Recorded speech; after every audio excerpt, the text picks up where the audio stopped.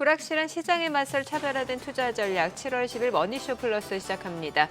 한밤 뉴욕 증시 이제 엔비디아가 장중에 시가총액 4조 달러를 돌파하기도 했고 그에 따라서 나스닥이 또 사상 최고치를 경신했는데 오늘 국내 증시도 추세 힘이 굉장히 좋습니다. 코스피가 3,176, 1.3% 상승했고요. 코스닥도 797, 1% 가까이 올랐습니다.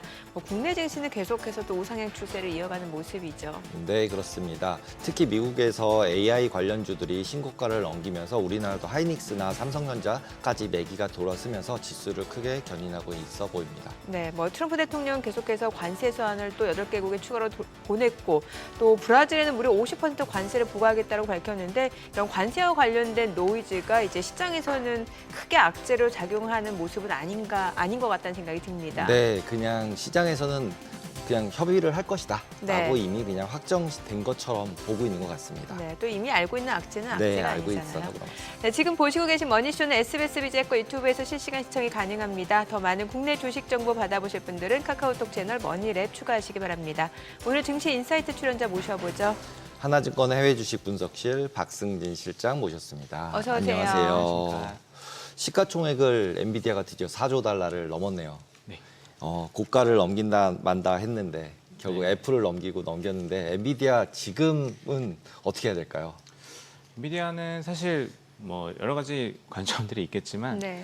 사실 밸류에이션에 대한 부담감들은 항상 몇 년 전부터 계속 가져갈 수밖에 없는 영역에 있다라고 보시면 될 것 같고요. 다만 그 부분에도 불구하고 이 AI 산업이 성장한다라는 기대치들이 있는 한은 아직까지는 엔비디아가 좀 대장주 역할을 좀 할 수밖에 없다라고 보고 있습니다.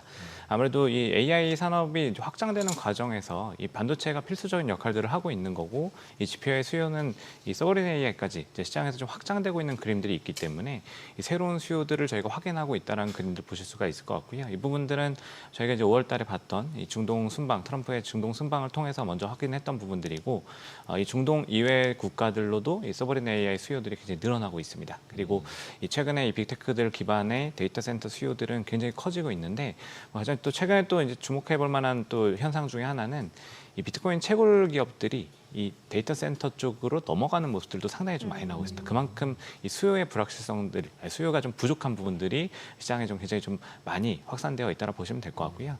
이 공급 측면에서 어쨌든 계속 못 따라가는 모습들이 좀 나온다고 하면은 이 수요가 탄탄한 이상은 엔비디아 같은 경우는 지금 중국 규제가 있음에도 불구하고 이 정도 나오기 때문에 네. 지금 조금 더 기대해봐도 되지 않나 이렇게 좀 생각하고 있습니다.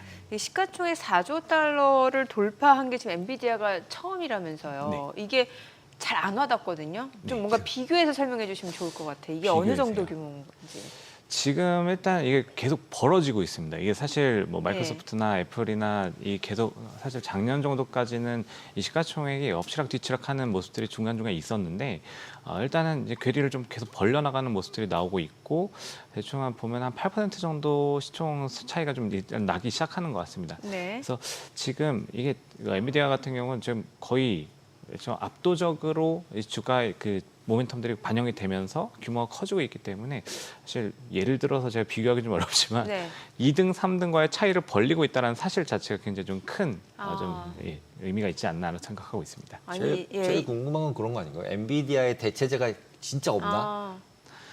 대체제는 사실 지금은 어떻게 보면 맞춤형 반도체들이 이제 나오기 시작하면서 어떻게 이 비용 효율성에 대한 수요들도 분명히 좀 자리를 하고 있긴 네. 합니다. 다만 이제 아직까지는 이 GPU라던가 이게 전체적으로 보면 이게 그 저희가 챗GPT라던가 아니면 제미나이라던가 이런 플랫폼들도 많이 사용을 하시겠지만 이 AI 수요가 좀 계속적으로 좀 반영이 되고 이게 기술 개발 오늘 또 이제 그록4에 대한 또 이렇게 발표도 있었는데 이게 지금 이런 계속 영역을 확장해 나가는 과정들에서 어쨌든 이 연산을 처리해 나가야 되는 이런 수요들도 계속 늘어나고 있는 거고요. 기능에 대한 이 수요가 계속 늘어나고 있고 이 부분들은 아직까지는 가장 앞장서 있는 이 고기능의 반도체가 GPU가 처리를 하고 있는 과정들이기 때문에 물론 이게 니치마켓처럼 이제 비율 효율성이나 이런 것들 따지는 수요들이 발생을 하고 있음에도 불구하고 아직까지 완전히 좀 따라잡지 못하는 모습들, 좀 차별화되는 모습들이 좀 아직까지는 남아 있다고 보시면 될 것 같습니다.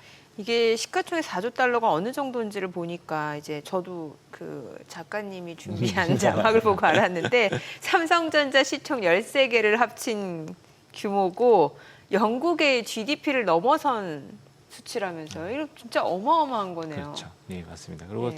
사실 이게 엔비디아 같은 경우는 매출 이익률이 사실은 최근에 좀 떨어지고 있는 모습들이 있었는데 이게 지금 7%대에서는 사실 좀 약간 단단해지는 모습들이 좀 나오고 있습니다. 그만큼 뭐 수요에 대한 부분들, 공급에 대한 부분들이 좀 밸런스가 아직까지는 이 공급자 우위의 시장이 좀 계속적으로 진행이 되고 있다는 쪽으로 의미가 해석할 수 있기 때문에 이런 과정들을 통해서도 실적을 조금 더 긍정적으로 볼 수 있는 부분들이 있고 사실 뭐 지난 5월 말에 엔비디아 그 젠슨항 실적 발표 때 발표한 부분 중에 하나는 또 굉장히 의미가 있는 게 수출 규제, 중국 쪽의 수출 규제에 대한 부분들을 가지고 중국 수요는 계산하지 않겠다. 이런 부분들 반영하지 않겠다라는 얘기를 했음에도 불구하고 이 정도 수요가 나오고 있으면 지금 어쨌든 관세 협상에 대한 부분들이 추가적으로 더 진행이 될 텐데 여기서 뭐 약간의 조금 더 열어주는 모습이 조금만 나온다고 하면은 오히려 한 번 더 업그레이드 될 수 있는 기대치들이 있기 때문에 여러 가지 분위기들을 저희가 반영한다라고 보셔도 될 것 같습니다. 네.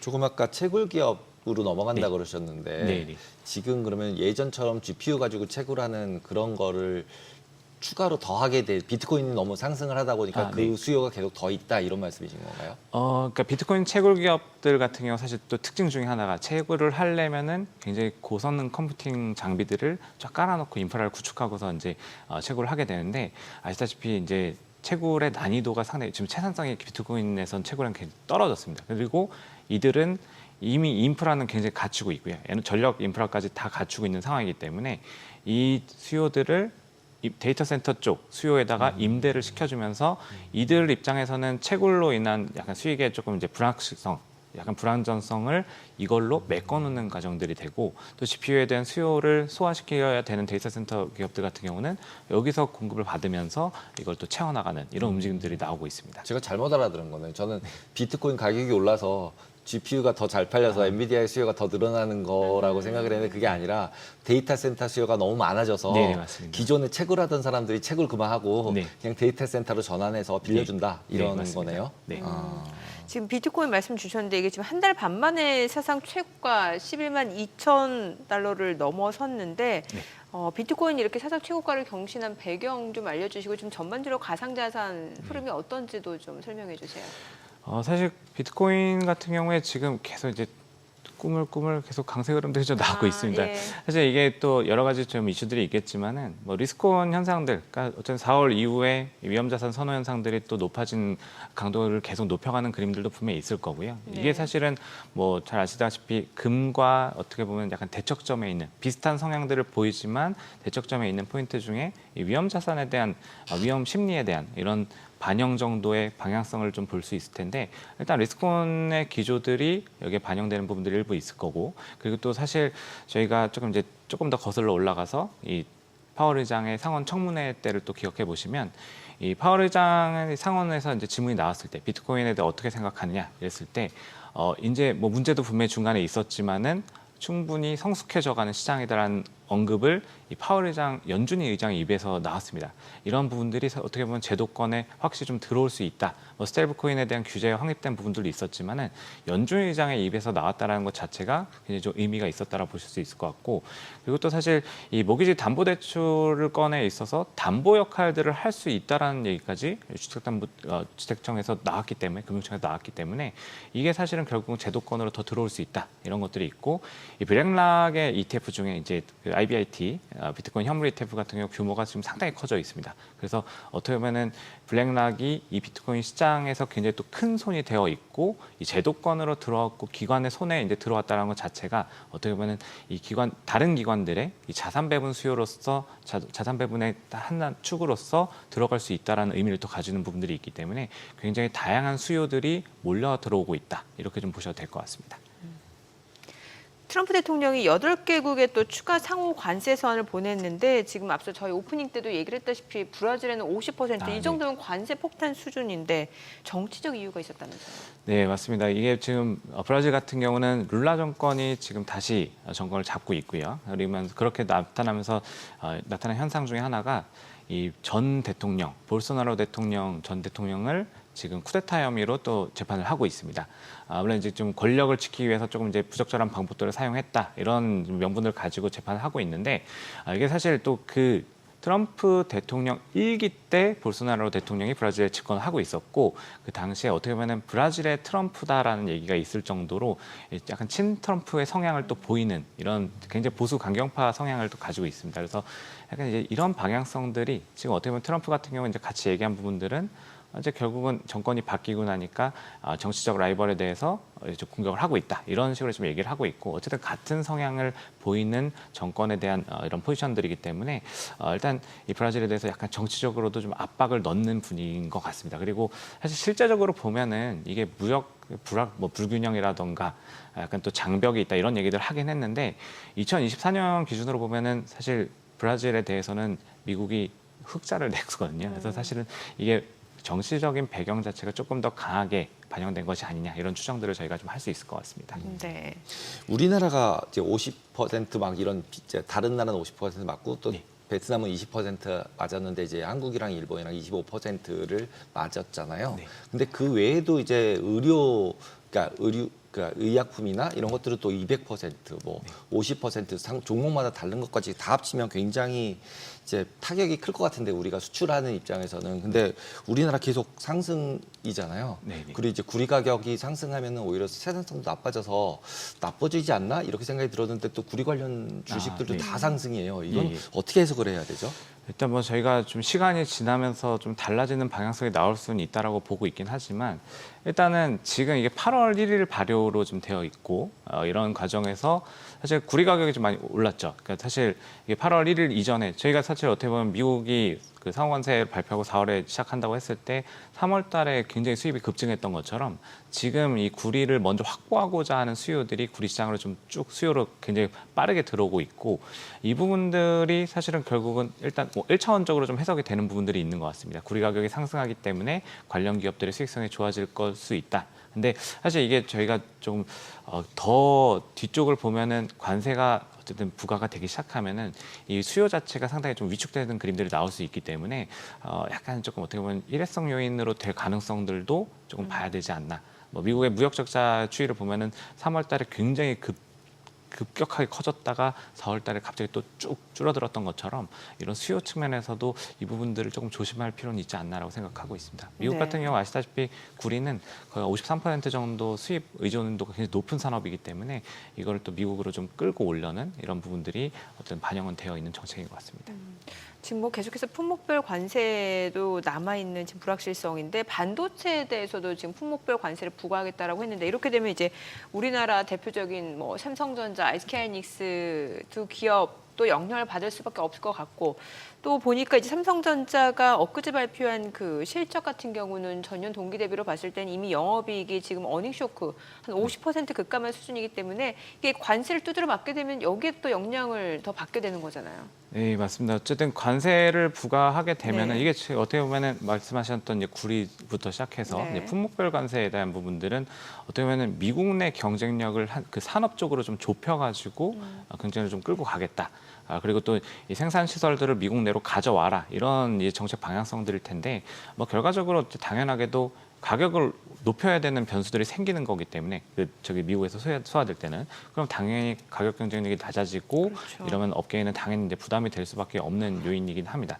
그래서 사실 이런 부분들을 가지고 또 저희가 해석할 때는 일단 지금 다른 품목들에 워낙에 이 세율이 높게 반영이 됐기 때문에 반도체에도 높아질 수 있다라는 얘기들이 지금 추측이 좀 나오고 있지만 또 그럼에도 불구하고 지금 AI 쪽에서는 지금 아까 이제 엔비디아도 저희가 말씀을 나눴지만 이 반도체에 대한 수요가 좀 굉장히 또 중요해진 상황이기 때문에 네. 당장 뭐 생산 시설을 바로 옮긴다고 해서 이게 뚝 뛰어서 움직일 수 없다 보니까 생각보다 높지 않을 수도 있다라는 추측은 뭐 일부 섞여 있는 상황이긴 하고요. 그리고 또 삼성전자 실적 같은 경우는 이게 좀 일회성 요인들이 좀 많이 포함이 되긴 했습니다. 뭐 어쨌든 뭐 HBM 관련해서 재고를 좀 처리하는 과정에서 일회성 요인들이 좀 많이 반영이 됐고 또 거꾸로 보면은 이 실적이 어떻게 보면 이 이상으로 더 나빠지는 않을 거다라는 일단 믿음 같은 건 좀 이제 신뢰는 좀 생기는 것 같습니다. 그래서 뭐 사실 아시다시피 실적이 여기서 더 내려가지 않는다라고 하면은 주가의 하단 자체는 방어력은 좀 더 좋아질 수 있다.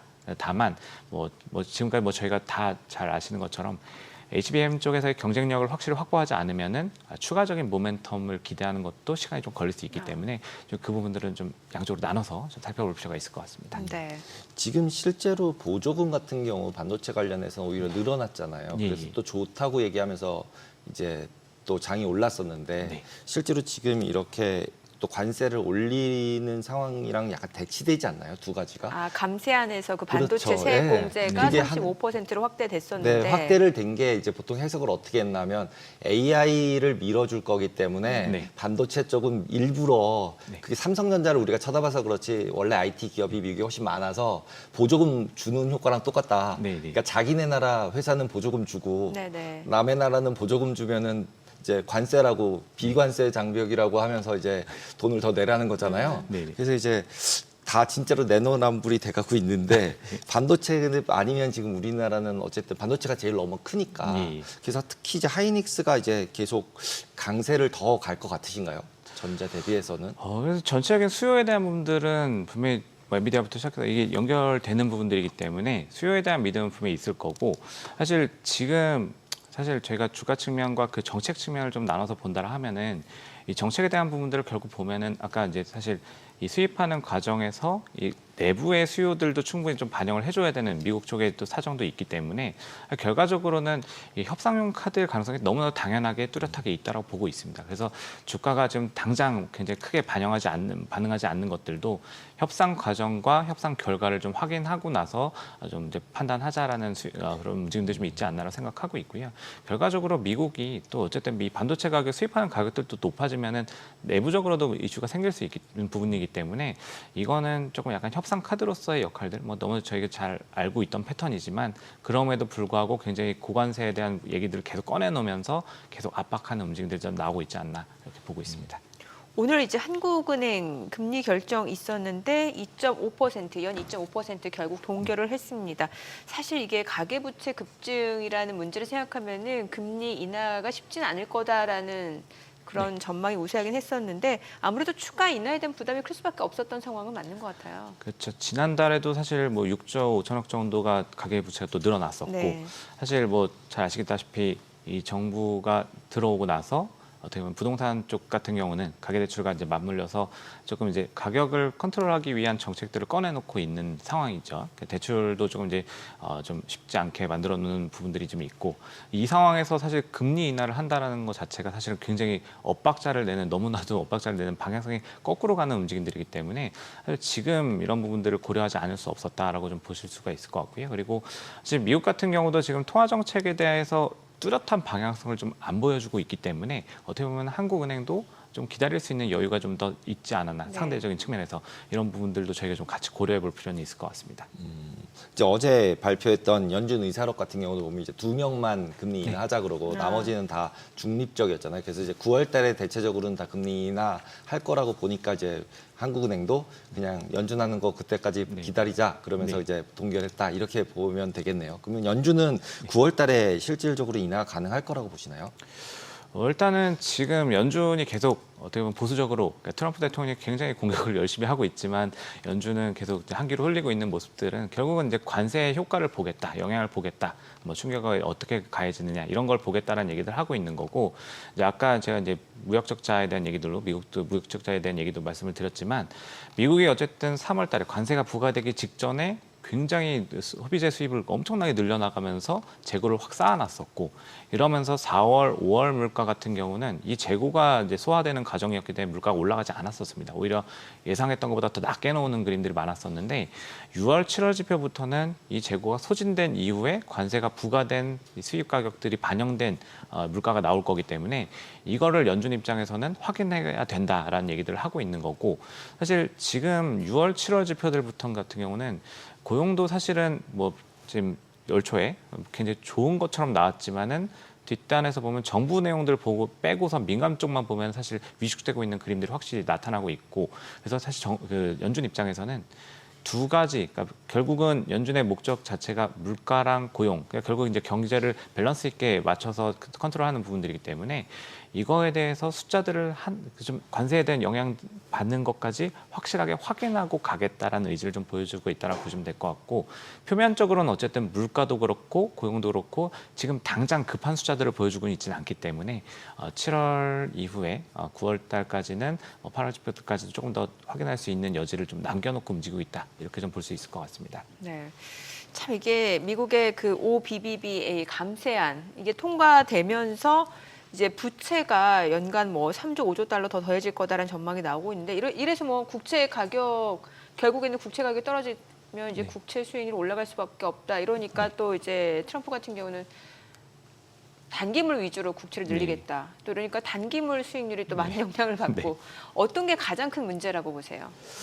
일단 뭐 말씀하신 것처럼 이제 금리가 문제인 거고요. 예. 결국은 이제 그 재정을 계속 써가지고 부채가 늘어나기 시작하면은 뭐 여러 가지 이슈들이 발생할 겁니다. 뭐 1차원적으로는 저희가 생각할 수 있는 거는 어쨌든 부채를, 그러니까 돈을 쓰려면은 돈을 뭐 조달을 해야 되기 때문에 채권을 많이 발행을 해야 되고, 채권이 시장에 쏟아져 나오면은 어쨌든 지금 있는 것보단 더 높은 금리를 투자자들이 요구를 하는 이런 경향들이 생기고, 그러면은 이 채권을 발행하는 과정에서 입찰 금리 자체가 상당히 높아질 거고요. 그러면서 시장 금리 같이 올라가는 그림들이 나올 거고, 그리고 사실 또 부채가 늘어난다는 것 자체는 뭐 사실 저희가 이제 냉정하게 보면은 이 국가에 대한 이 빚이 많은 사람이 되는 거기 때문에 네. 신용등급 이슈가 어느 정도 또 생길 수 있는, 우려가 생길 수 있는 분들도 있기 때문에 결과적으로 이런 여러 가지 요인들이 달러에 대한 약간 지위라던가 그리고 또 이 채권 금리를 좀 끌어올릴 수 있는 요인들이 됩니다. 그래서 결국은 이 파급 효과들은 일단 미국 내에서 돈이 빠져나가는 그림으로 또 반영이 될 수도 있고요. 그리고 금리가 올라가기 시작하면은 결과적으로 이 통화 정책, 연준이 금리 인하하는 정책에 대해서도 잘 안 먹혀 들어갈 가능성이 분명히 있다고 생각하고 있습니다. 그래서 이렇게 되면은 결과적으로는 미국이 뭔가 이렇게 경기에 문제가 생겼을 때 적시성 있게 시장에 대응하기가 좀 어려워지는 부분들이 있고, 사실 이게 뭐 전체적으로 소비랑 투자가 완전히 위축이 되면서 약간 구축 효과까지도 같이 나타날 수 있는 부분들이 있기 때문에 전체적으로 경제, 미국이 사실 그동안은 어떻게 보면은 재정적 어느 정도 일부는 좀 방어를 하면서 통화 정책을 같이 소화시키는 이런 그림들이 나왔었는데, 이게 결국은 이제 팬데믹 이후에 재정치가 엄청나게 빠른 속도로 좀 올라가고 있는 거거든요. 여기서 컨트롤이 안 되기 시작하면은 결과적으로는 미국이 무너지기 시작하면은 전체적으로 자산 시장의 그 유동성 흐름 자체가 완전히 막혀버릴 수 있기 때문에 이런 부분들에 대한 우려가 가장 안 좋은 시나리오로 저희가 조금 이제 경계하는 부분들로 좀 보셔도 될 것 같습니다. 근데 이제 어저께 제가 뉴스 보다 보니까 그 TGA, 그러니까 미국 입출금 통장, 네. 미국 국가의 입출금 네. 통장에 돈이 생각보다 없어져야 되는데 안 없어졌다는 거예요. 네. 그래서 왜 이렇게 많이 안 없어졌어? 그랬더니 관세래요. 맞습니다. 네. 그래서 결국은 지금 10% 이제 기본 관세만 하는데도 돈이 남았는데 돈이 들어온다고 하더라고요. 여기서 25%씩 이렇게 막 올리면 실제로 돈이 더 들어올 거 아니에요. 그러면 그러니까 이제 얼마 전에 베센트가 관세로 올해 한 3천억 달러 수입이 예상된다라고 얘기했잖아요. 네. 그러니까 예. 그러다 보니까 오히려 채권 금리가 오히려 이제 실업률 나오면서 급등을 했다가 다시 내리더라고요. 네네. 그러면 결국은 이제 트럼프가 관세를 매기는 게 되게 지금 얘기했던 이 부족한 세수를 네. 메꾸긴 메꿀 수 있는 거 관세로. 아, 네네. 메꿀 수 있긴 있는 건가요, 이게 금액상? 근데 이게 사실 이게 지속성에 대한 부분들을 저희가 고민해봐야 되는데, 네. 이게 결국은 이제 5월달에 이 관세 수입이 240억 달러를 넘어갔거든요. 그럼 이 계산으로 하면은 거의 3천억 달러 되는 게 네. 맞습니다. 맞긴 예. 맞는데, 사실 이 관세를 붙이면서 소비자 물가가 올라가기 시작하면은 결국 물가 문제가 생길 수밖에 없고, 그러면 지금 금리를 이 수준에서 계속 유지를 할 수 있느냐라고 하면은 굉장히 또 그 부분에 대해서도 가능성이 좀 낮아질 수 있고, 그냥 이게 다 물고 물려가지고 굉장히 난이도가 좀 높아지는 시장. 조선모사 아닌가요, 조선모사? 그렇게 맞습니다. 되면 네. 부채에 대한 이자 비용이 올라갈 수 있겠네요. 맞습니다. 예. 그래서 지금도 이미 1조 달러 작년에 좀 넘어갔었는데, 뭐 이것도 사실 계속 늘어갈 수 있는 이슈들이 있어서 사실 지금 뭘 가지고 붙여도 일단은 관세라던가 이게 좀 불확실성을 야기했던 정책들이 조금 이제 완화되어야지 전체적으로 좀 정상화될 수 있다. 이렇게 좀 봐야 될 것 같습니다. 완화라는 게 이제 숫자상으로 확정이 완화인가요? 25로 다 내려가야죠. 맞거나 20으로 맞으면은 그 다음에 이게 악재로 변하는 거 아니에요?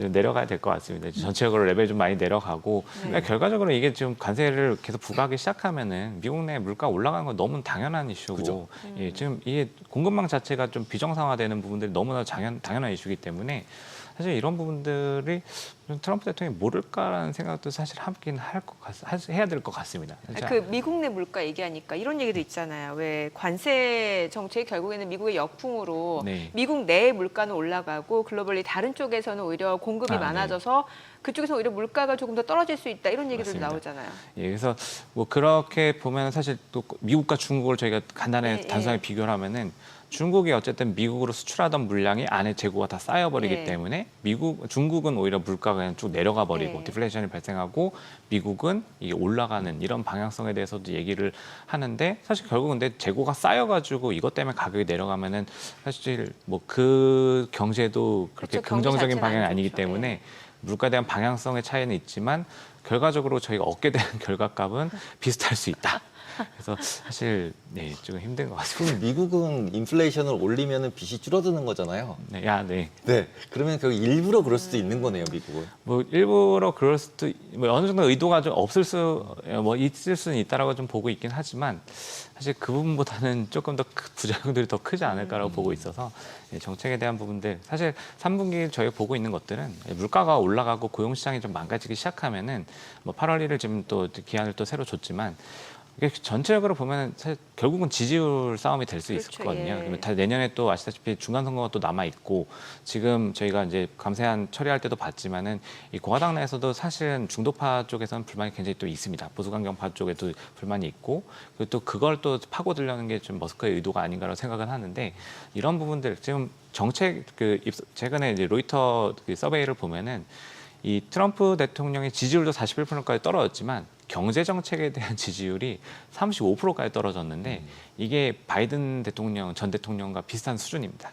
저는 굉장히 또 자존심이 상할 수 있는 부분들이 아닌가 싶어서 전체적으로 이거를 계속 끌고 가기는 경제 지표들이 망가지기 시작하면은 좀 어렵지 않나 이렇게 좀 생각은 하고 있습니다. 그럼 전략 차원에서 뭐 사실 이제 해외 주식 분석하시는 거긴 합니다만 요즘 우리나라 좋다 굉장히 말 많잖아요. 그동안 저평가되어 있었고 또 앞으로는 좀 더 올라갈 여력이 충분히 다른 증시 대비 더 좋다라는 얘기 있는데 여전히 이 의견에 대해서 공감을 하시는지 궁금하고 나라별로 어떤 자산 전략이 좋은지도 좀 알려주세요. 일단은 뭐 저는 이제 해외 주식 분석실을 맡고 있기 때문에 그러니까요. 해외 쪽의 이제 관점에서 이제 같이 좀 본다라고 하면은 일단은 저는 지금 타이밍은 사실 올해 같은 경우가 미국이 다른 월드 인덱스랑 뭐 아니면 유럽이나 뭐 저희 우리나라나 비교했을 때 굉장히 낮은 그러니까 퍼포먼스가 상당히 괴리가 좀 벌어졌습니다. 실제로 물론 플러스는 낮지만은 상당히 좀 괴리가 벌어져서 사실 뭐 이렇게 되면 상대적 박탈감이라든가 이런 것도 있으실 수 있는데 사실 지금 이제 이 현상들이 나타났던 건 이제 관세부터 시작해서 달러가 약세되면서 다른 통화들 그리고 또 환책이라든가 이 다른 국가들의 정책이 오히려 부양책으로 바뀌고 있는 모습들이 반영이 된 거라고 보고 있고요. 근데 지금 이런 부분들이 3분기 이후에는 좀 바뀔 수 있다. 이런 걸 통해서 미국에 대한 포지션들은 일부 좀 유지하실 필요가 있다고 보고 있고 한국 같은 경우는 어쨌든 지금 디스카운트 요인들이 좀 해소되는 부분들은 분명히 맞습니다. 그래서 이 정책의 모멘텀들이 반영되는 구간에서는 자금의 물꼬도 사실 지금 주택시장보다는 주식시장 쪽으로 계속 또 몰아가고 있기 때문에 지금은 어느 정도 계속 상승 모멘텀을 좀 더 추가적으로 가져갈 수 있는 건 맞고요. 다만 이게 또 더 장기화되려면은 아까 저희 삼전 얘기도 말씀드렸지만은 이게 사실은 실적이 좀 뒷받침되는 시장까지 와야지 정말 더 길게 유동성장에서 실적까지 쭉 끌고 갈 수 있는 분위기가 좀 이어질 수 있지 않을까 보고 있습니다. 네, 알겠습니다. 오늘 내용 잘 들었습니다. 고맙습니다. 네, 감사합니다.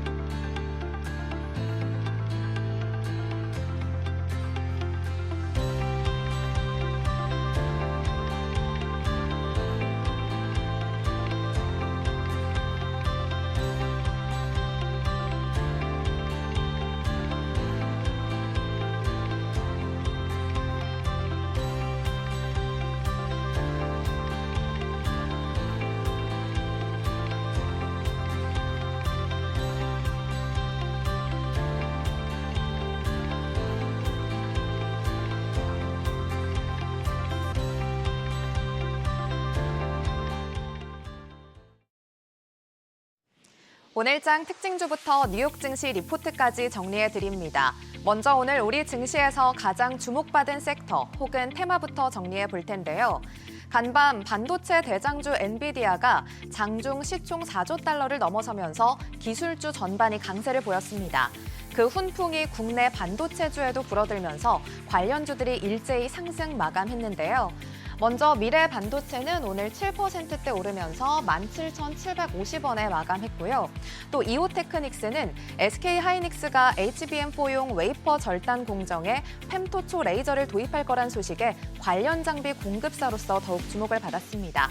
오늘장 7%대 오르면서 19만 9,400원에 마감했습니다. DIT도 오늘 5%대 올라줬고 SK하이닉스도 오늘 5%대 강세 시연하면서 29만 7천원에 마감했습니다. 또 DNF는 장 후반으로 갈수록 상승폭을 더 키워냈고 14%대 급등하면서 13,890원에 마감했습니다. 비트코인 가격이 간밤 한때 11만 2천 달러 선을 넘어서면서 약 한 달 반 만에 최고가를 경신하자 관련주들이 상승세를 보였습니다. SGA와 우리기술투자, 한화투자증권은 업비트를 운영하는 두 나무의 지분을 보유하고 있는데요. SGA와 SGA솔루션즈 각각 8%, 7%대 강세 시연했고요. 우리기술투자도 3%대 오르면서 1,370원, 한화투자증권도 1%대 오름세 보여줬습니다. 반면 빗썸의 지분을 보유한 T사이언티픽은 오늘 오후장 들어서 하락 전환하면서 종가는 1,436원에 마감했습니다. 이어서 뉴욕 증시 종목에 대한 투자 의견 정리해드리겠습니다. 오늘은 글로벌 스포츠 브랜드사 나이키부터 중국의 종합 IT 그룹 알리바바, 미국의 히토류 생산업체 MP 머티리얼즈까지 세 가지 종목 살펴보겠습니다. 첫 번째 종목은 글로벌 스포츠 브랜드사 나이키입니다. 현재 주가는 73달러 선이고요. 증권사 평균 목표 주가는 74달러 선으로 제시됐습니다. 1분기 매출은 110억 9,700만 달러, 순이익은 2억 1,100만 달러를 기록하면서 시장 예상치를 웃돌았습니다. 하지만 전년 대비와 비교하면 매출과 순이익이 각각 12%, 85% 감소했는데 클래식 제품군인 에어포스와 덩크의 재고 조정 영향이 전 지역에 걸쳐 진행됐기 때문입니다. 특히 중국은 재고 조정 강도가 더 컸고 신제품 라인의 매출 보완도 부족했습니다. 또 관세 비용 증가는 연간 약 10억 달러 규모로 예상되는데 1분기에는 매출 총이익률이 약 1%포인트 감소할 걸로 보입니다.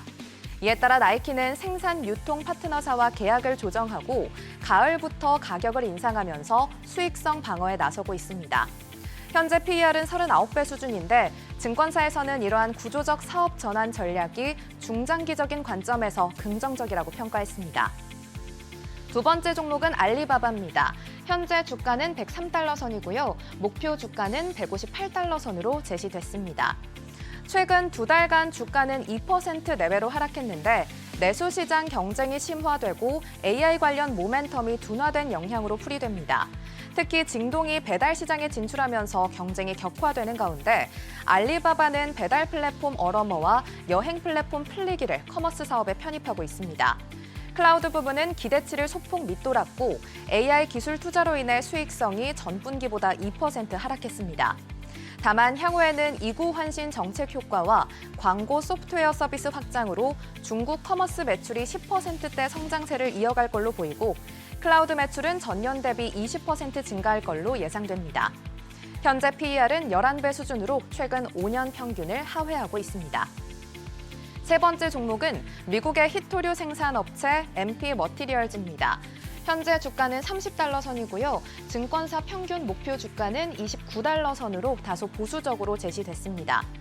미국에서 유일하게 히토류 광산을 보유하고 있는데 원료 채굴부터 자석 완제품 생산까지 전 과정을 직접 수행하는 구조를 갖추면서 미국의 전략광물 자립을 이끄는 핵심 기업으로 주목받고 있습니다.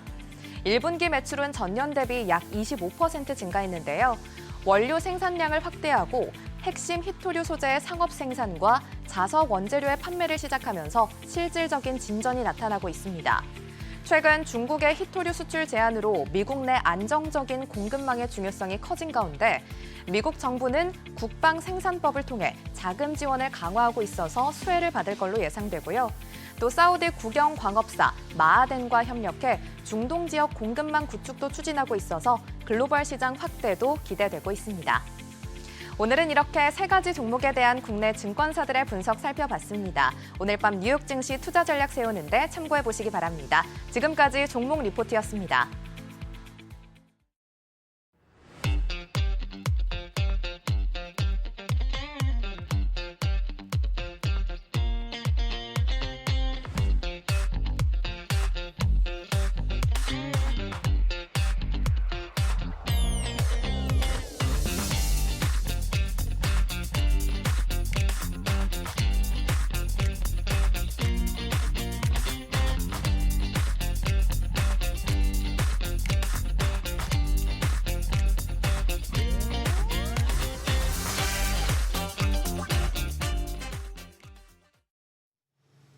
트럼프 행정부가 8월 1일 상호관세 발효를 앞두고 동맹국들의 마지막 압박 메시지를 보내고 있습니다. 우리나라에 던진 요구들은 단순 관세를 넘어선 이슈들인데요. 그렇습니다. 경제뿐 아니라 국방비, 주한미군의 역할 재조정 등 안보 역할까지 협상 테이블로 올려놓고 있습니다. 결국 이제 국방비를 올려주면 관세 깎아주겠다 뭐 이렇게 얘기하지 않을까 싶은데 우리 정부의 대응 전략은 무엇일지 자세히 들여다보도록 하겠습니다. 국립외교원 민정훈 교수님 모셨습니다. 안녕하세요. 오세요. 네, 안녕하세요. 지금 미국에서 한국이랑 일본만 오히려 다른 데보다 우방인데 25% 관세를 카드를 들었잖아요. 그러면은 이게 왜 이렇게 한국하고 일본한테 특별하게 한 거라고 보시나요? 뭐 유성락 안보실장께서 이제 방미하신 다음에 오셔가지고 꼭 한국과 일본을 꼭 집어서 뭔가 좀 의미가 있게 트럼프 대통령이 공개한 건 아니다 이렇게 얘기를 했으니까 그 말을 좀 믿어볼 필요도 있다고 생각을 하고 있고요. 어쨌든 한국과 일본을 가장 먼저 협상을 갖다 지연시키는 그 서한을 갖다가 보내고 그다음에 SNS에 올린 거는 그만큼 한국이나 일본이 갖고 있는 미국의 무역 수지 적자 해소에서 주요한 국가다 생각을 하고 있고요. 이와 더불어서 아무래도 아시아 동맹들 그러니까 동맹국들에게도 예외 없이 이러한 그 관세 협상을 해야 되고 그 차별 없이 이제 그 시행한다 이런 부분에 대해서 본보기가 된 것이 아닌가 이런 생각 들기는 합니다. 그럼에도 불구하고 어쨌든 트럼프 행정부 입장에서도 8월 2일을 새로운 그 협상 마감 시한으로 정했잖아요. 그 안에 성과를 내야 되거든요. 그러면 어느 정도 무역 수지 적자가 큰 국가들 중에서 성과를 빨리 내야 되는데 가장 가능성 있는 국가로 뽑은 것이 한국과 일본이 아닌가 싶습니다. 아무래도 아시아 동맹들이 미국과의 안보에 있어서 상당히 어떤 서로 간의 관계가 깊기 때문에 그런 부분을 고려해서 아무래도 한국과 일본에게 빠른 성과를 얻기 위한 그런 포석이 아니었나 생각하고 있습니다. 네.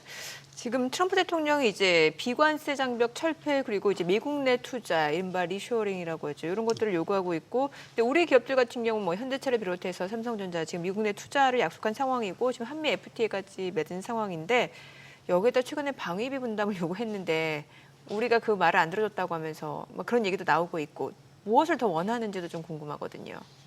트럼프 대통령이 욕심이 많으시죠. 그렇기 때문에 예. 전방위적으로 압박을 하고 있는 거고, 그러니까 우선순위의 문제였다고 생각을 해요. 그러니까 경제통상 부분뿐 아니라 외교안보 부분에서도 지금 거론하시는 부분들이 새로운 부분은 아니잖아요. 다 네네. 이미 알고 있었던 부분이고 언제 구체화될 거냐 이러한 예측만 있었던 뿐인데요.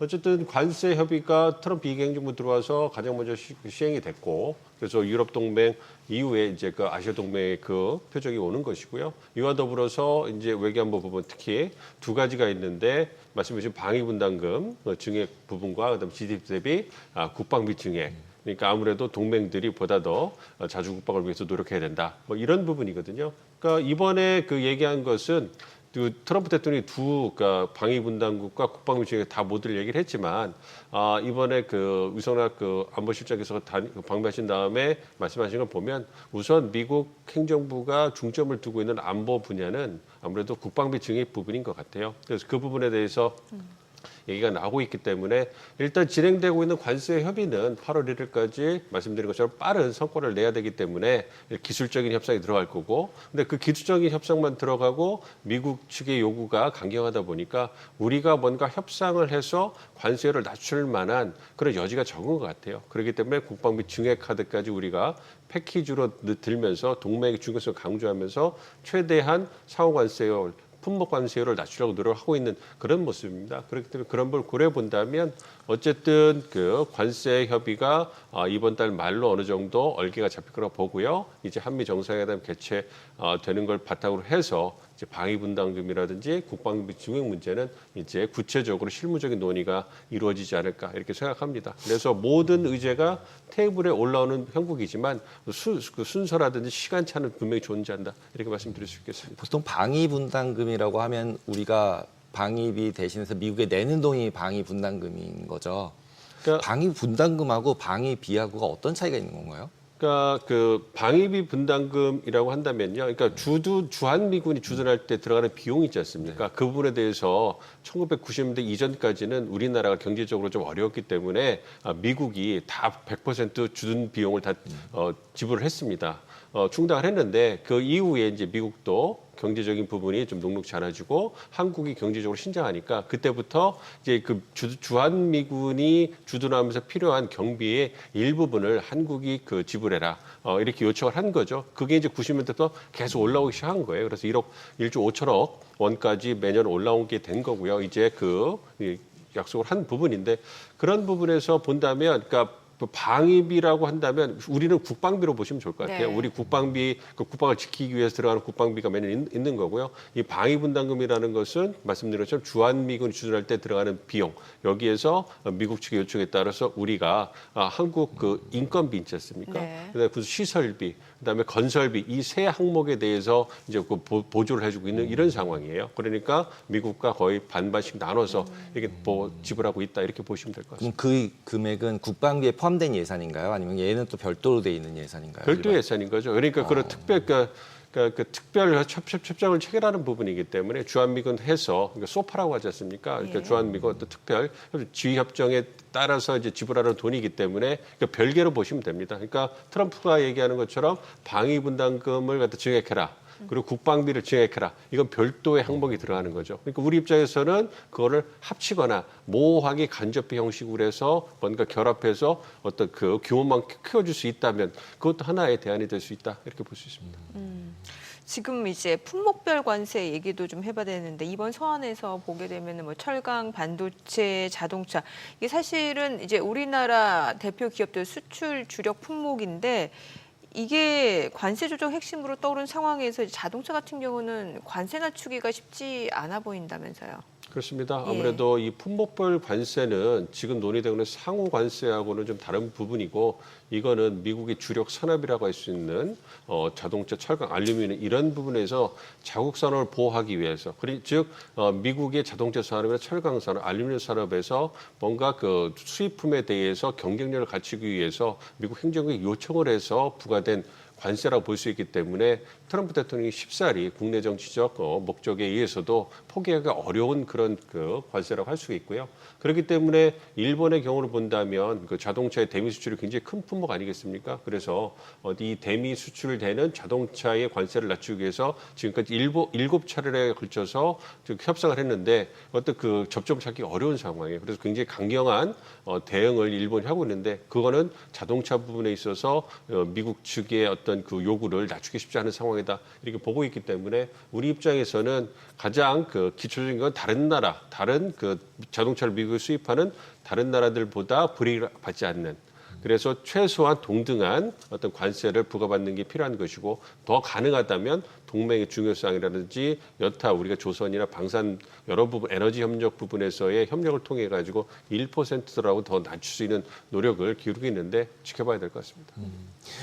최근에 디지털 과세 문제가 계속 얘기가 되고 있는데 정확하게 디지털 과세가 어떻게 부과를 하겠다는 건가요?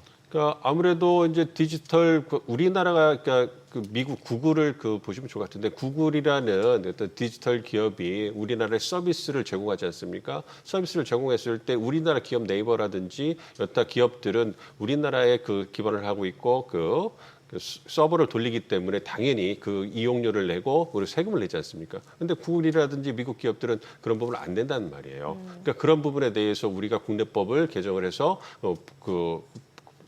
세금을 부과할 수 있는 이런 부분, 특히 법인세를 부과하는 이런 부분들이 있는데 그거는 이제 국유라든지 외국 기업들이 부당하다 얘기를 하는 거죠. 그러니까 그 서버도 두지 않고 그냥 서비스만 제공하는데 우리가 왜 그 한국 기업들과 똑같이 어떤 그런 세금을 내야 되느냐 이런 부분에서 불만을 제기하고 있는 것이고 미국의 산업 구조를 본다면 이제는 미국이 그 4차 산업 즉 서비스라든지 어떤 고부가 가치 이런 부분의 사업만 빼놓고서는 제조업 기반은 거의 다 상실되지 않습니까? 그렇기 때문에 미국의 산업 구조를 봤을 때 상징적인 제조업, 자동차나 이런 부분을 제외하고는 대부분 서비스업을 통해 가지고 상당히 부가가치를 외국에서 거둡니다. 그래서 디지털이라든지 법률 서비스 제공 이런 부분에서 상당히 그 부가가치를 얻는 그 무역 수지 흑자를 얻는 품목들이기 때문에 미국 행정부 입장에서는 굉장히 민감할 수밖에 없는 것이죠. 그리고 그러한 부분에 대해서 구글이라든지 빅테크 기업들이 미국 행정부에 그 청원을 넣어가지고 이러한 부분들에 대해서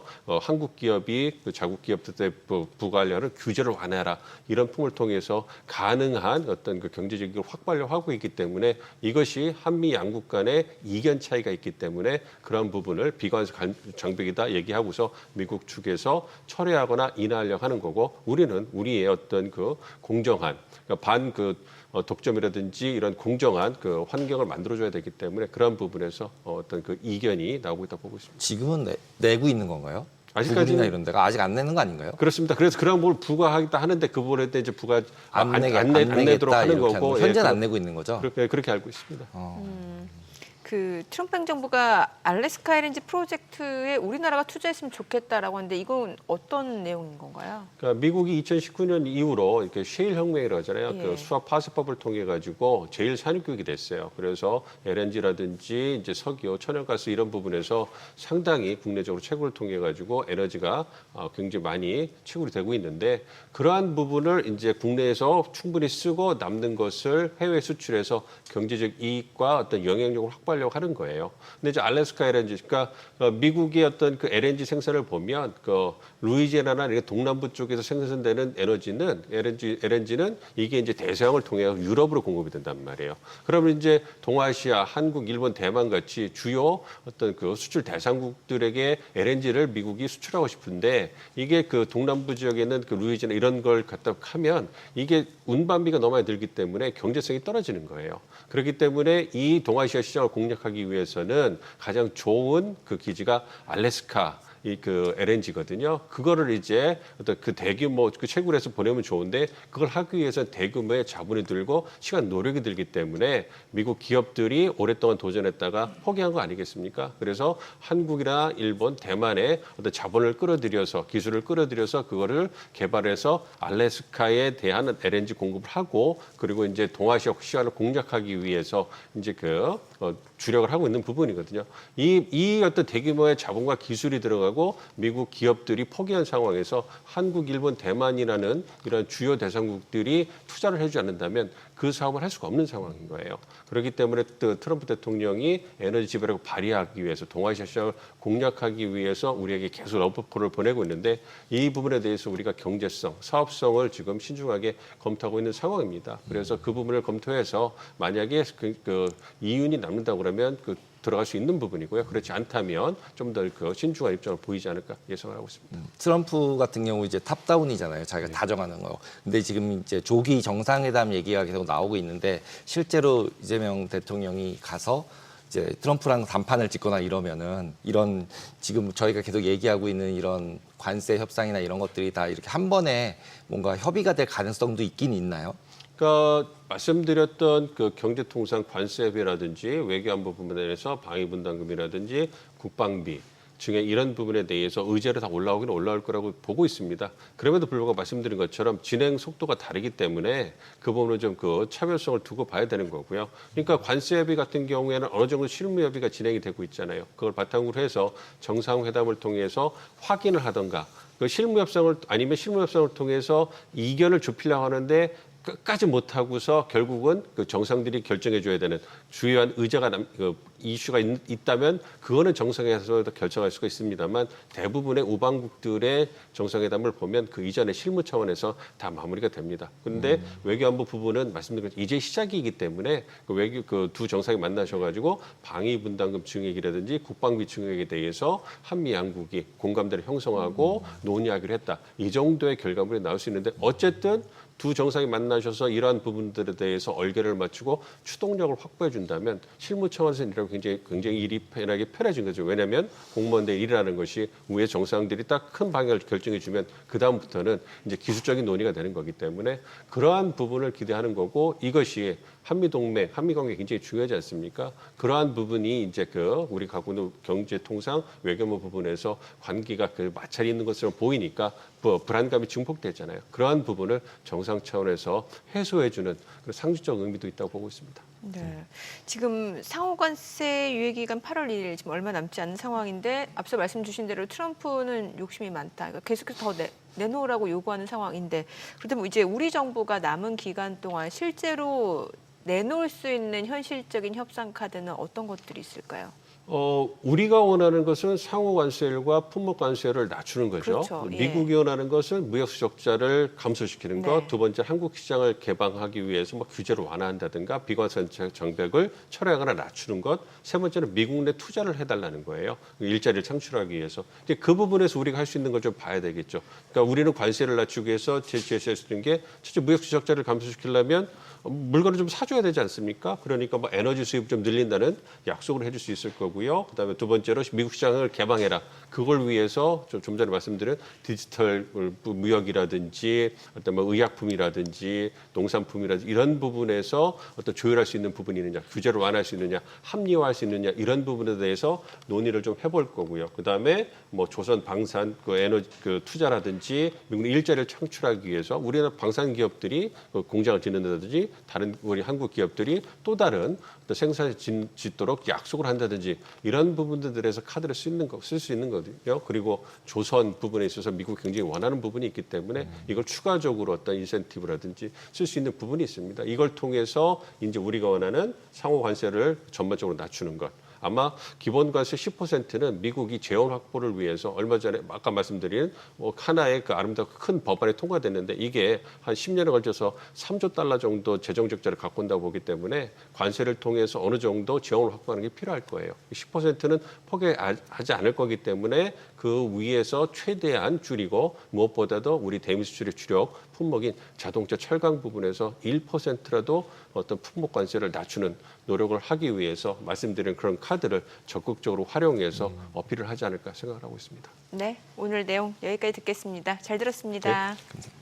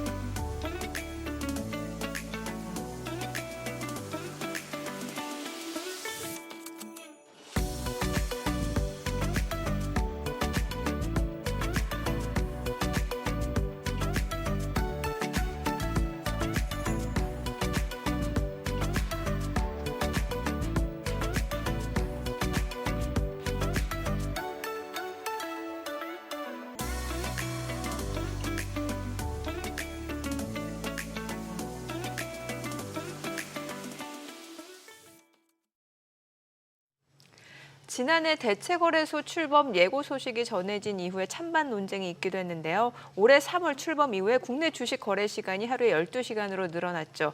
그동안 대체거래소 넥스트레이드가 놀라운 성과를 보였다고 하는데 이에 따른 논란도 있다고 합니다. 자본시장연구원 황세훈 선임 연구위원 모셨습니다. 감사합니다. 어서 오세요. 네, 안녕하세요. 한국 거래소에서 원래 그 주식 거래랑 선물 거래소랑 원래 두 개가 있다가 합쳐져서 하나가 됐잖아요. 네네. 그러고 난 다음에 지금 넥스트레이드라는 게 새로 나왔는데 지금 정확하게 넥스트레이드가 어떤 거래소인가요? 네, 주식 거래를 할 수 있는 공식적인 거래소라고 볼 수 있고요. 우리나라는 오랜 기간, 거의 70년 가까운 기간 동안 거래소 시장이 독점적인 구조였거든요. 오로지 한국 거래소에서만 주식 거래를 하실 수가 있었죠. 근데 이제 넥스트레이드가 출범을 하면서 이 주식 거래에 있어서 경쟁 체제가 마련되었다라는 그런 이제 의미를 부여할 수 있을 것 같고요. 지금은 주식 거래를 할 때 물론 이제 개인 투자자분들은 이 차이를 사실상 거의 느끼시기는 어려우시겠지만 네. 주식 거래를 하실 때 기존의 한국 거래소에서도 주식 거래를 하실 수가 있고요. 반대로 넥스트레이드에서 주식 거래를 하는 것도 충분히 가능합니다. 그래서 양쪽을 다 선택하실 수도 있고 아니면 한국 거래소나 또는 넥스트레이드에서를 단독으로 선택을 하셔서 여기서만 거래를 하겠다 이렇게 이제 결정을 하실 수도 있죠. 선택의 폭이 넓어졌다라는 그런 근데 의미를 결국 부여할 수 있습니다. 소비자의 입장에서 보면 이제 HTS나 MTS에서 결국은 두 개 다를 체크할 수 있는 옵션이 있잖아요. 당연히 그렇습니다. 네, 그러면 그냥 증권사가 제일 좋은 호가를 보여주게 그냥 해주면 이쪽 가서 거래되든 저쪽 가서 거래되든 투자자는 상관없는 거 아닌가요? 네, 투자자들은 사실상 그 차이를 거의 느끼지 못하실 것 같은데, 근데 이제 넥스트레이드가 가지고 있는 그 차별화된 포인트가 있거든요. 그렇기 때문에 투자자들은 당연히 넥스트레이드가 들어오면서 뭔가 좀 편리해졌다라고 느끼실 가능성은 높습니다. 가장 대표적인 게 사실은 거래 시간이 늘어났다는 거잖아요. 그렇죠. 예. 기존은 9시부터 시작해서 오후 3시 반까지만 주식 거래를 할 수가 있었는데 지금 넥스트레이드의 등장으로 인해서 8시부터 9시까지 그리고 장 마감된 3시 반 이후에 8시까지 주식 거래가 가능해졌단 말이에요. 이런 부분들이 사실은 투자자들이 느끼시는 가장 중요한 변화의 포인트라고 말씀드릴 수가 있습니다. 네, 사실 이게 출범 초기만 하더라도 거래할 수 있는 종목 수가 많지 않아서 이게 과연 빠르게 활성화될 수 있을까라는 의문이 있었던 것 같은데 지금 보게 되면 단기간 내에 굉장히 빠른 성과를 낸 것 같은데 그 성과를 낼 수 있었던 이유는 뭐라고 볼 수 있을까요? 일단 좀 전에 말씀드렸던 네. 거래 시간의 연장이 거래 이제 시간, 굉장히 예. 중요한 영향을 미쳤다라는 것은 이제 이미 말씀드렸고요. 이거 말고도 이제 새로운 호가 방식의 도입도 투자자들에게 좋은 평가를 받고 있습니다. 넥스트레이드 같은 경우에는 기존에 없었던 중간가 호가라는 제도를 도입을 했고 스톱 지정가 호가라는 그런 새로운 호가 방식을 도입을 했는데 이 두 가지 호가 방식이 의외로 투자자들로부터 상당히 좋은 평가를 받고 있다 이렇게 말씀드릴 수가 있죠. 그리고 또 한 가지 중요한 포인트, 넥스트레이드에서 부과하는 거래 수수료는 한국 거래소에서 부과하는 거래 수수료 대비로 봤을 때 작게는 20%, 많게는 40%까지 수수료가 저렴합니다. 그렇기 때문에 예를 들어서 증권사에서 어느 쪽으로 거래를 보낼까를 고려할 때 당연히 이 수수료도 고려 요소가 될 수밖에 없거든요. 네. 넥스트레이드에서의 수수료가 상대적으로 더 저렴하니까 동일한 호가가 존재한다고 했을 때 그러면 당연히 주문은 넥스트레이드로 갈 수밖에 없는 거죠.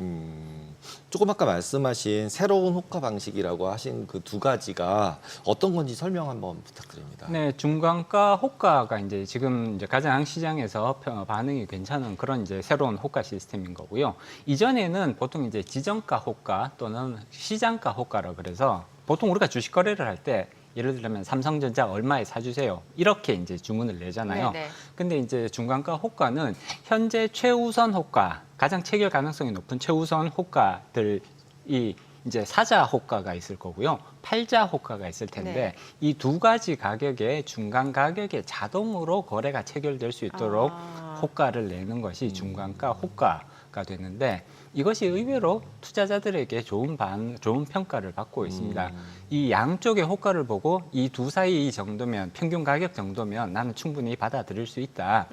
시장가 호가에 비해서 오히려 더 유리한 그런 가격을 받을 가능성을 높이는 방식인 거거든요. 양쪽에서 서로 조금씩 양보를 하는 거잖아요. 그러네요. 그렇기 때문에 중간가 호가는 시장에서 상당히 이제 좋은 평가를 받고 있고요.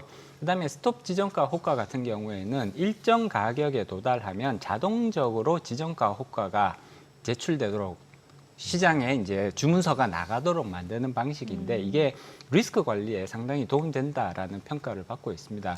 두 가지 호가 모두 시장에 기존에는 없던 방식인데 한번 써보니까 이거 생각보다 괜찮더라 이런 이제 평가를 받고 있는 거죠. 근데 두 번째 스탑 지정가 호가는 아니지만 보통 이제 HTS들에서 지정을 해놓으면은 시스템이 돌다가 나갔으니까 별로 큰 차이는 없을 것 같은데 중간가 호가 같은 경우는 예를 들어서 우리나라 주식들은 100원, 100원하고 110원하고 두 개 이제 그 가격대에 따라서 밴드가 있잖아요. 그렇습니다. 근데 중간값은 거래될 수 없는 가격 아닌가요? 그렇습니다. 이게 어떻게 거래가 돼요? 그게 원래는 이제 우리나라 같은 경우는 예를 들어 가격에 따라서 100원 단위로 변하기도 그렇죠. 하고요. 예. 10원 단위로 그렇죠. 예. 변하기도 하는데 이 중간가 호가가 들어오면서 100원이나 10원 단위로 변하는 것이 아니라 그 중간의 가격, 예를 들어 10원 단위로 변하게 되면 중간 가격은 5원이 되는 거잖아요. 이렇게 거래가 체결될 수 있도록 만든 것이기 때문에 투자자들은 물론 이게 그 가격 격차가 크지는 않습니다만 조금이라도 더 유리한 가격이다라는 것을 느낄 수가 있는 거죠. 왠지 기계를 가지고 했던 기억을 생각해 나면 굉장히 그 기계들이 열심히 뭔가를 하고 있을 것 같은.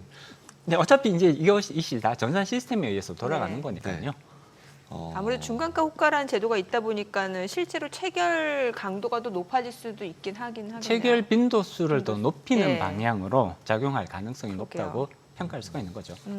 지금 보니까 이제 넥스트레이드는 사실 개인 투자자뿐만 아니라 외국인 투자자분들도 이제 관심이 뜨겁다고 하고 그런데 오히려 기관 투자자들 참여는 저조하다면서 어떤 이유 때문에 그런 거예요? 일단 외국인 투자자들의 관심도는 지금 예. 상당히 높아지고 있는 것은 분명해 보입니다. 처음에는 초기 단계에서는 당연히 개인 투자자를 중심으로 해서 이제 관심도가 높아졌는데 개인 투자자들 많이 들어오고 시장의 유동성이 지금 굉장히 높은 수준까지 올라왔단 말이에요. 일평균 거래 대금이 지금 10조 원에 육박을 하고 있는 거니까 굉장히 유동성이 좋은 시장이 된 거죠. 이렇게 되면 이제 외국인 투자자들이 처음에 망설였던 부분은 아무래도 여기서 유동성이 충분하게 형성될 수 있을까? 다시 말해서 내가 원할 때 언제든지 팔거나 또는 사는 것이 가능해질까라는 이런 부분들에 대해서 우려가 있었기 때문에 외국인들은 적극적으로 시장에 참여하는 것을 조금 망설였죠. 조금 이게 얼마만큼 성공적으로 유동성이 형성될 수 있을지를 지켜본 이후에 우리는 들어가겠다 이런 전략이었단 말이에요. 그러다 보니까 외국인들은 현재 일평균 10조 원이 넘는 거래량이 나오다 보니까 충분히 이거는 유동성이 유지되고 우리가 원할 때 편리하게 사용할 수 있는 시장이다라는 그런 이제 인식으로 바뀌게 되었고요. 외국인들이 향후에도 적극적으로 참여할 가능성이 높아졌다라고 볼 수가 있습니다. 다만 외국인들 같은 경우에는 주로 이제 속도, 유동성, 그다음에 수수료 이런 부분들을 상대적으로 더 중요시하는 데 반해서 국내 기관 투자자들은 시스템의 안정성 그리고 얼마나 이것이 장기적으로 안정적으로 유지될 수 있을 거냐 이런 부분들에 대해서 더 큰 이렇게 그 비중을 가지고 있습니다. 그러다 보니까 외국인들은 지금 이제 자세를 바꿔서 전향적으로 참여하겠다라는 그런 이제 모습을 보이고 있지만 국내 기관 투자자들은 아직까지는 그 시장의 변동성이라든지 안정성이 충분히 검증되지 못했다라는 그런 입장인 것 같고요. 따라서 조금 더 지켜본 이후에 그 참여를 결정해도 뭐 늦지 않을 것 같다라는 그런 입장들이 주류를 이루고 있는 것 같습니다. 그냥 제 개인적인 생각으로는 외국인은 전부 다 시장 조성자들만 들어오겠다 그러고 있을 것 같고 지금 10조 원 중에 외국인 비중이 몇 퍼센트나 되나요? 현재로서는 외국인 비중이 높다고 평가하기는 어렵습니다. 외국인들은 주로 그 외국계 증권사들이 있잖아요. 그쵸. 예를 들자면 뭐 JP 모건이나 네, 네, 네. 혹은 골드만삭스 같은 그런 이제 외국계 증권사를 통해서 큰 손들이 들어오는 거거든요. 네. 현재 외국계 증권사들은 직접적으로 넥스트레이드에 연결되어 있지는 참여를 하고 있지는 않고요. 국내 증권사를 통해서 일부 외국인 자금들이 유입되고 있는 것은 사실입니다만 전체 거래량 비중으로 봤을 때 아직까지는 낮은 수준이라고 볼 수가 있습니다. 넥스트레이드 뭐 현재까지 성과 자체는 괜찮은 것 같은데 지금 거래량 한도 초과한 종목이 많다고 하는데 이 거래량 한도 초과라는 게 도대체 어떤 걸 의미하는 거고 이게 규제 때문이라고 하는데 그러면 논란이 좀 많을 것 같거든요. 네, 일단 넥스트레이드 같은 경우에는 그 거래량에 대한 규제를 받습니다. 네. 개별 종목으로 봤을 때는 거래량의 30%를 넘기면 안 되고요. 시장 전체로 봤을 때는 거래량의 15%를 넘기면 안 되는 그런 규정들을 가지고 있죠. 물론 이제 요 계산 방법이 우리가 흔히 알고 있는 방법과는 조금 다르기는 네. 한데요. 이렇게 이제 넥스트레이드가 지금 굉장히 큰 성공을 거두면서 거래량이 아주 빠른 속도로 늘어나고 있는데 이것이 오히려 역설적이게도 이 15% 시장 전체, 그다음에 개별 종목은 30%이 규제 한도에 지금 부딪히는 종목들이 빠르게 늘어나고 있거든요. 지금 넥스트레이드에서 나온 그런 이제 통계 자료들을 살펴보면 지난 3월 4일 이후부터 이제 23일까지 그러니까 전체 800개 종목 중에서 무려 400개, 거의 절반 넘는 종목들이 이미 한도, 거래량 한도를 웃도는 이런 이제 통계들이 나오고 있습니다. 이렇게 되면 결국은 넥스트레이드가 현재 800개 종목 중에 상당수 종목들을 계속해서 거래를 유지하는 것이 아니라 거래를 중단시켜야 되는 그런 상황으로 갈 수도 있는 것이 아니냐. 이런 것이 투자자들, 거래하시는 분들께 상당히 불편을 야기할 수도 있는 것이 아니냐, 뭐 이런 부분들에 대한 우려가 커지고 있습니다. 성공적으로 거래량이 늘어나고 있는 것은 긍정적으로 평가할 수는 있는데 오히려 이것이 30% 그리고 15%라는 그런 한도 규제에 부딪히면서 오히려 넥스트레이드가 향후 일부 종목들 생각보다는 더 많은 종목이 될 가능성이 지금 높아 보이는데 그런 종목들에 대해서 갑작스럽게 거래를 중단해야 되는 상황이 발생할 수도 있다는 거죠. 한도를 준 이유가 뭔가요?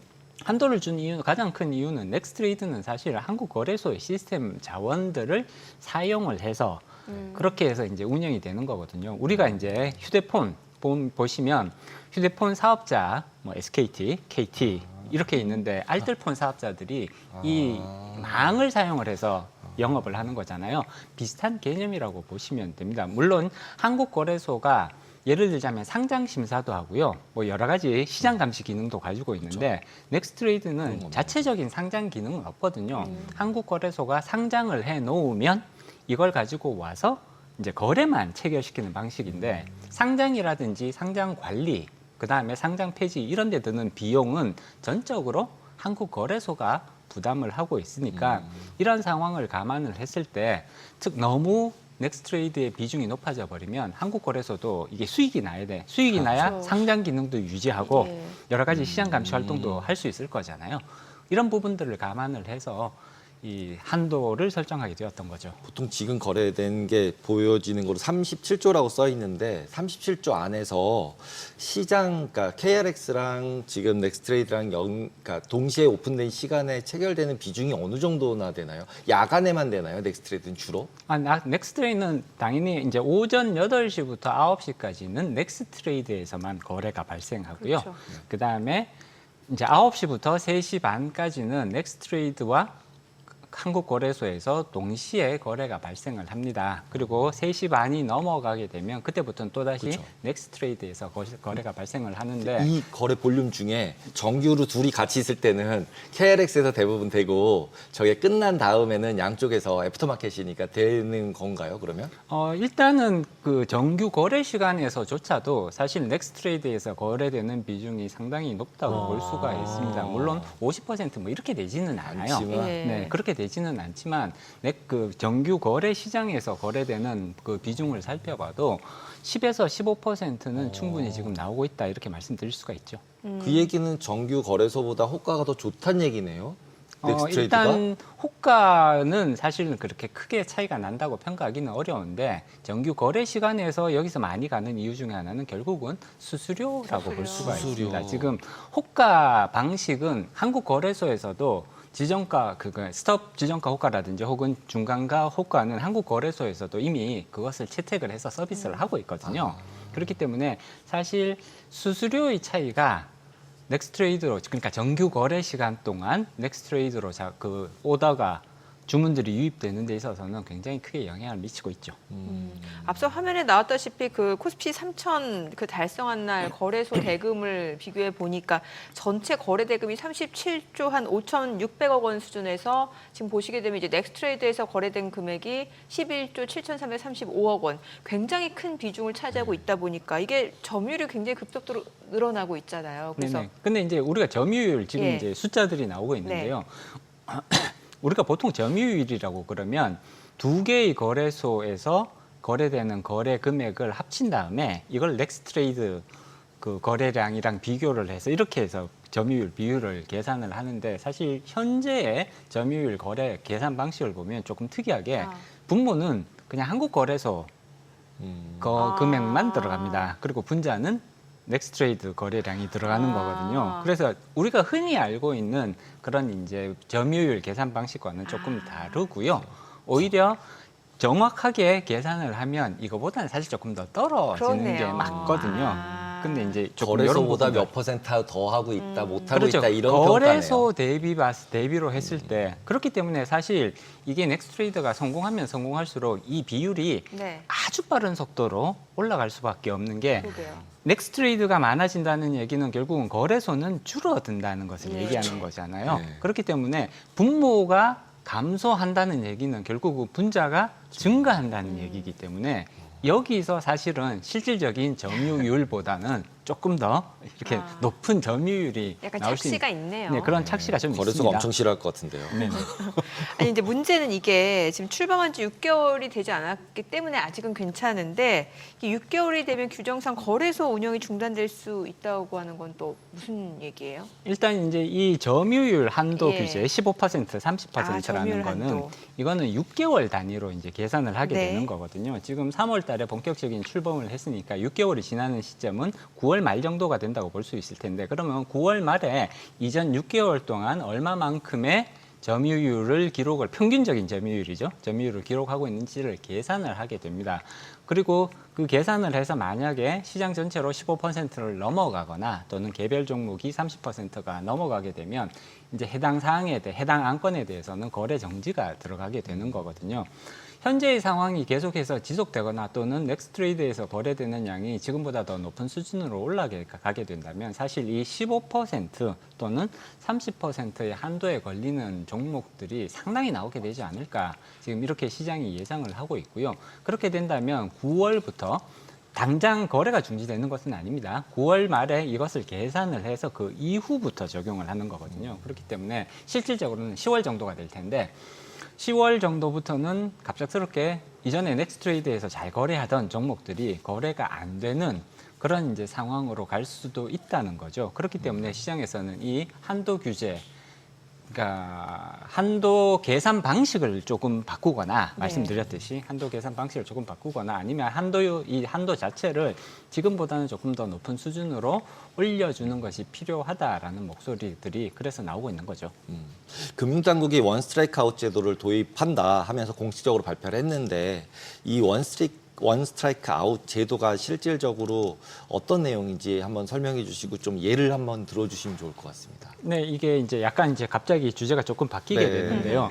금융당국에서 이제 원스트라이크 아웃 제도는 그동안 주식시장에서 굉장히 크게 문제가 됐던 게 반복적으로 발생하는 불공정 거래 행위들인 거잖아요. 예를 들어 주가 조작이라든지 혹은 미공개 정보를 이용해서 그 사적인 이익을 편취하려는 그런 시도들, 이런 불공정 거래 행위에 대한 처벌이 상대적으로 조금 느슨하다라는 비판들이 많았습니다. 그렇기 때문에 처벌 수위를 높이면서 한 번이라도 주가 조작이나 불공정 거래 행위에 가담한 전력이 있으면 즉시 시장에서 퇴출시켜버리는 이러한 제도적인 기반들을 만들자라는 것이 바로 원스트라이크 아웃 제도라고 볼 수가 있는 거고요.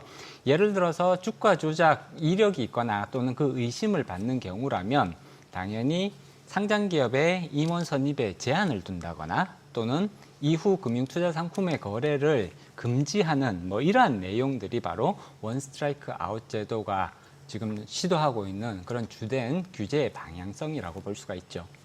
네, 오늘 내용 여기까지 듣겠습니다. 내용 잘 들었습니다. 고맙습니다. 네, 고맙습니다.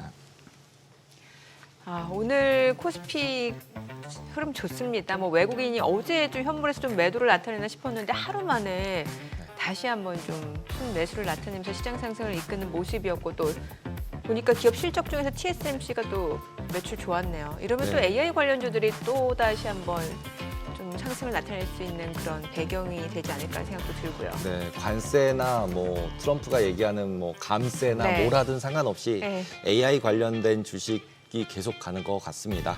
네, 저희 방송 중에 전해드린 내용과 관련해서 모든 투자 판단의 책임은 투자자분들께 있다는 점 알려드립니다. 머니쇼 오늘 여기까지입니다. 여러분의 모든 경제 SBS 비즈가 함께하겠습니다. 저희는 내일 오후 3시 30분에 찾아뵙겠습니다. 고맙습니다.